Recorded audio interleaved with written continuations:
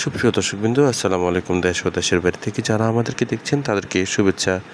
বরুড়ায় পীরে কামেল হজরতুল আল্লামা শেরে গাজী আকবর আলী রেজভী ও শহীদ সদরুল আমিন রেজভীর স্মরণে রেজভিয়া কনফারেন্স, আলোচনা সভা ও নতুন কমিটি গঠন করা হয়েছে। ৩রা মে শনিবার বরুড়া সুন্নিয়া কামিল মাদ্রাসা হল রুমে বরুড়া উপজেলা রেজভিয়া দরবার শরীফ কমিটির আয়োজনে রেজভিয়া কনফারেন্সের উদ্বোধন করেন বাংলাদেশ রেজভিয়া ফোরামের প্রেসিডেন্ট, রেজভিয়া দরবার শরীফের শাহজাদানশীন পীর শাহ সুফি আল্লামা বদরুল আমিন রেজভী। অনুষ্ঠানে প্রধান অতিথি হিসেবে উপস্থিত ছিলেন আল্লামা মুফতি নজরুল ইসলাম রেজভী হারং চান্দিনা। বিশেষ অতিথি হিসেবে উপস্থিত ছিলেন রেজভিয়া দরবার শরীফের খলিফা ব্রাহ্মণবাড়িয়া মুফতি রফিকুল আমিন রেজভী, বরুড়া সুন্নিয়া কামিল মাদ্রাসার সাবেক সভাপতি সৈয়দ জুবায়ের হোসেন জুয়েল, বরুড়া সুন্নিয়া কামিল মাদ্রাসার স্থায়ী দাতা সদস্য সাংবাদিক মোহাম্মদ ইলিয়াস আহমেদ সহ প্রমুখ।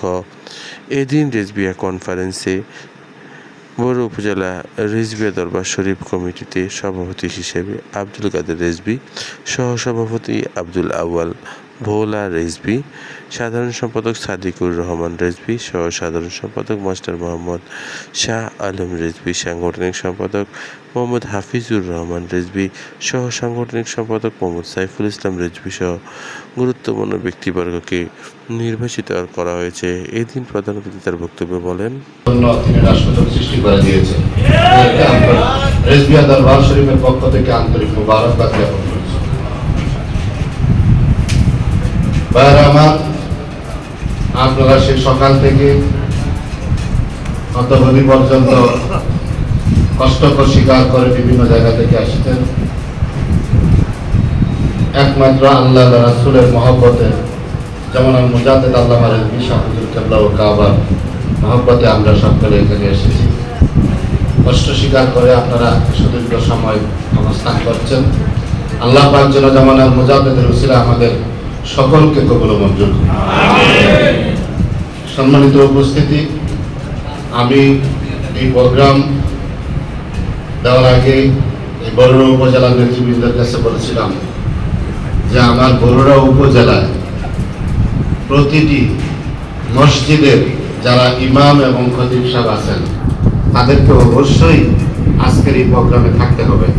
আমি একটু দেখতে চাই আজকের এই প্রোগ্রামে আমার বরুড়া উপজেলার রেজভিয়া দরবার শরীফের কতটা মসজিদের ইমাম বা মুয়াজ্জিন খতিব এখানে আছেন, একটু হাত তুলে আমাকে দেখাবেন।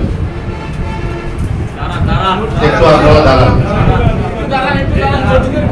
মসজিদের ইমাম সব যারা আছেন বরুড়া উপজেলার বিভিন্ন রেজভিয়া দরবারের মসজিদের দায়িত্বে আছেন, ইমাম অথবা খতিব যারা আছেন, যাও বসেন।